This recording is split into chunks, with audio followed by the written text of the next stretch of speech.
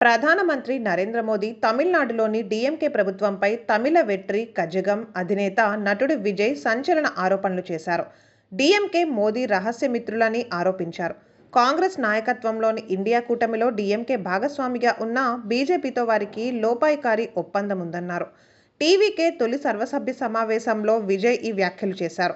ఈ సందర్భంగా డీలిమిటేషన్, త్రిభాషా విధానం పేరుతో హిందీని బలవంతంగా రుద్దడం, జీఎస్టీ వసూళ్ల పంపిణీలో వ్యత్యాసం, మహిళలపై నేరాలు, జమిలి ఎన్నికల ప్రణాళిక తదితర అంశాల్లో కేంద్రాన్ని తూర్పారబట్టారు. సినిమా స్టైల్లో వార్నింగ్ ఇచ్చిన టీవీకే అధినేత గాలిని ఆపాలనుకుంటే తుఫానుగా మారుతుంది అంటూ వార్నింగ్ ఇచ్చారు.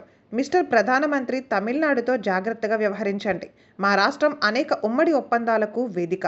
మేము విభజన శక్తులకు వ్యతిరేకం. సోదరభావం, సామాజిక న్యాయం, మత సామరస్యం కోసం నిలబడతాం అని విజయ్ పేర్కొన్నారు. అలాగే తమిళనాడులో ద్విభాషా విధానం కొనసాగించాలని డిమాండ్ చేశారు.